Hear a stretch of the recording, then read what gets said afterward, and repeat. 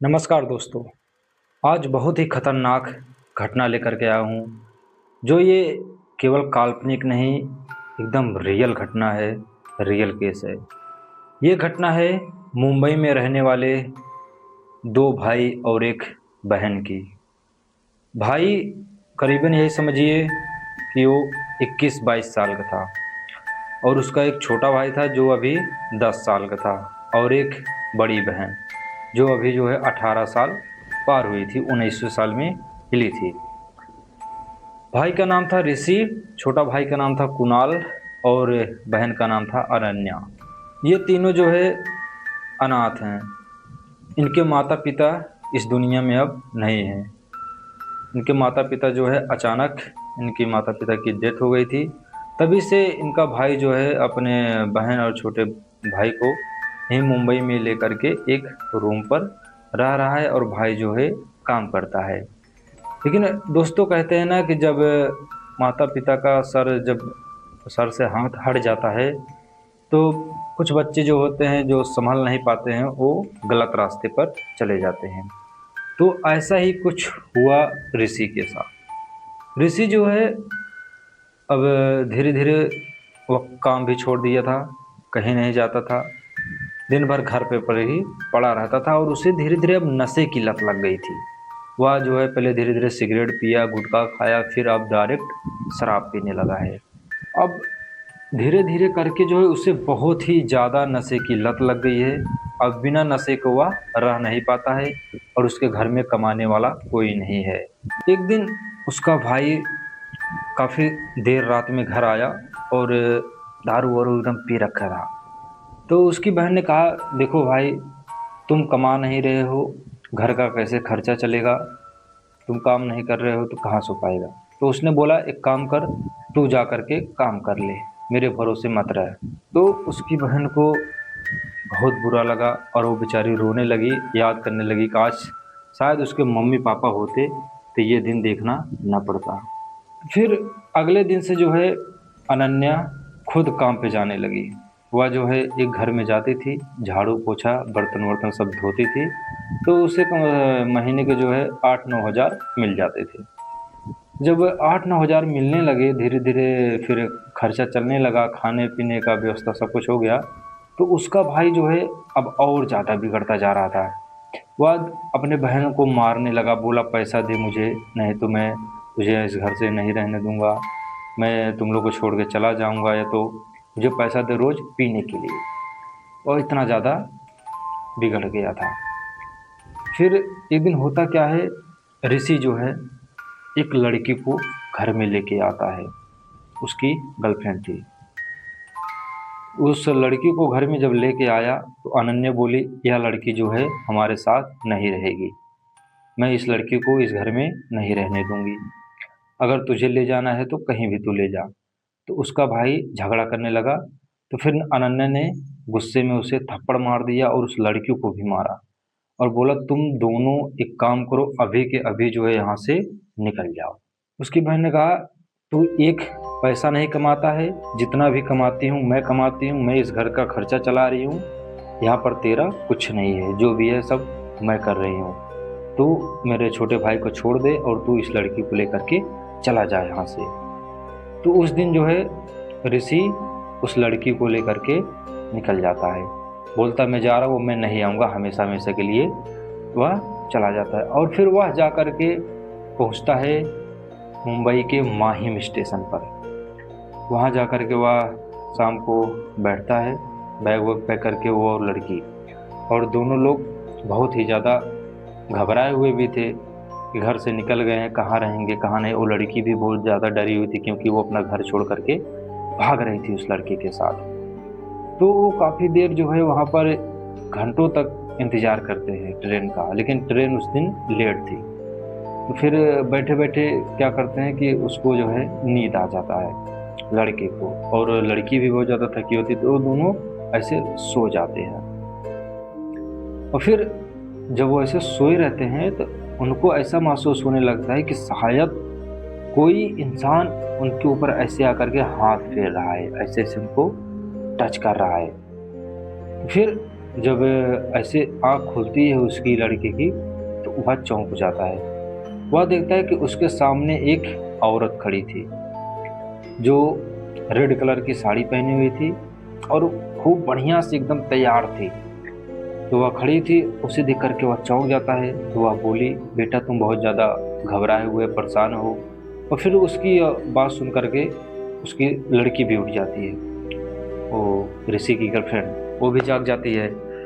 तो फिर औरत बोलती है, देखो बेटा आज यहाँ पर ट्रेन जो है काफ़ी लेट है, काफ़ी देर में आएगी, तो तुम लोग जो है कहाँ जा रहे हो, इतना परेशान हो और अभी तुम नए नए एज के हो, तुम लोग भाग कहीं तो घर छोड़ के भाग तो नहीं रहे हो, ऐसा वो पूछ रही है।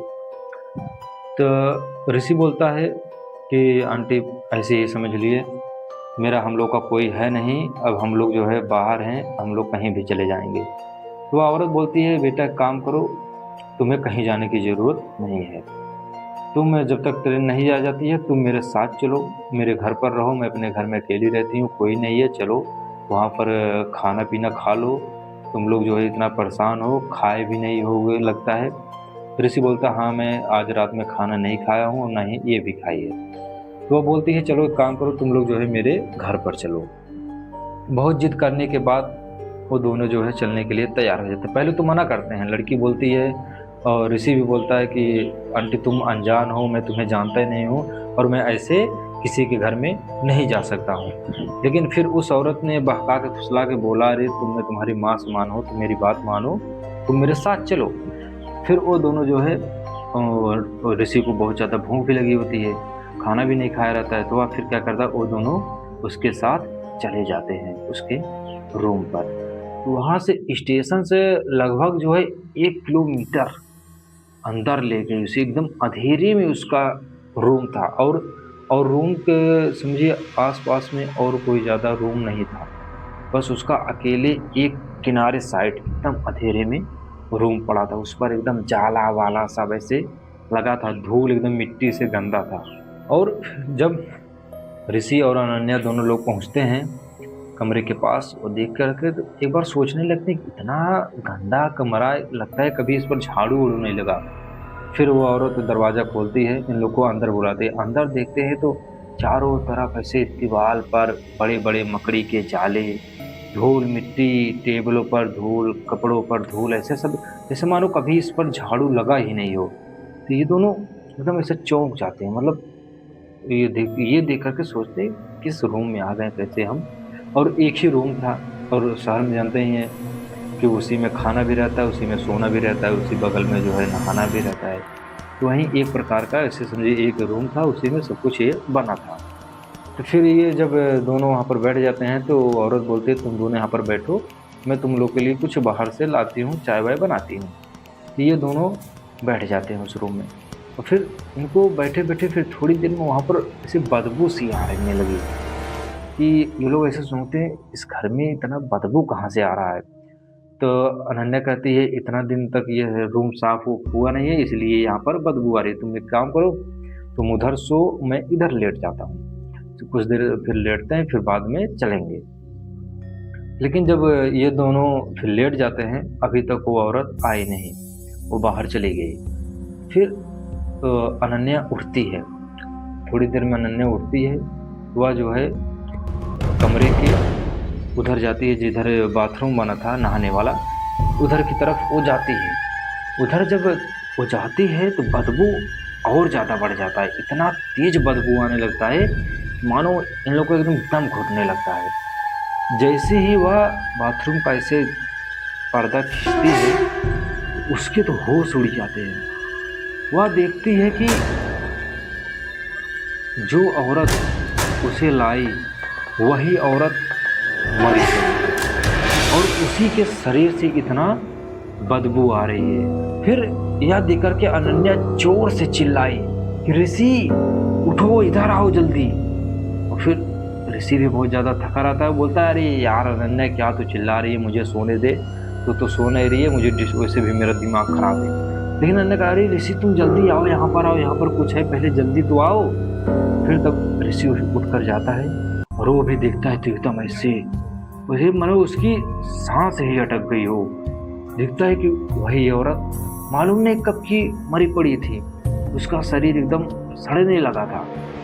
और फिर तब ये दोनों सोचते अगर ये औरत यहाँ मरी पड़ी थी फिर वो औरत कौन थी जो इन्हें यहाँ ले आई।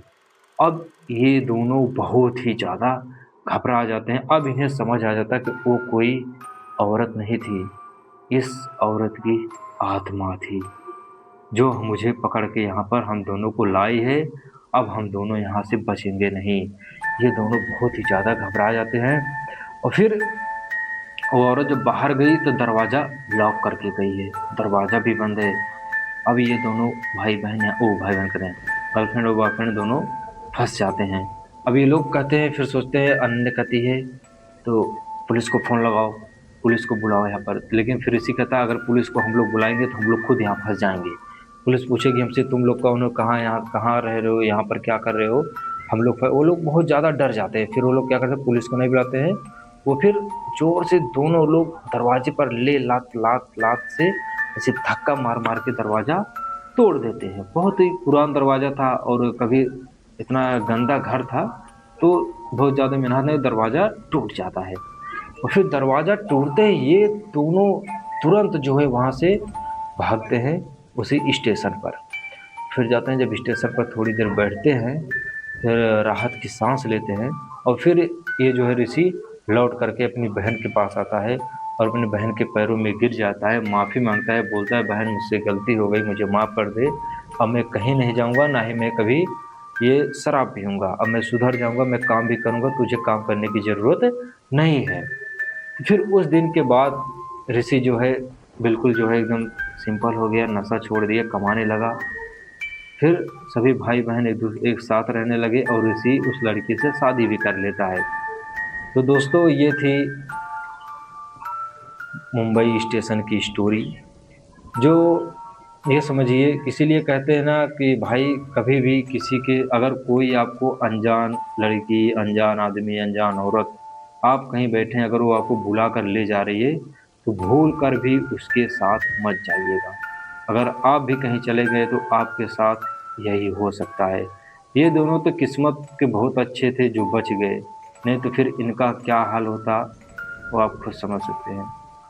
तो मिलते हैं बहुत जल्द अगले रहस्य के साथ। अगर आप सभी को यह वीडियो अच्छी लगी हो, हमारे वीडियो को लाइक और हमारे चैनल को सब्सक्राइब कीजिए।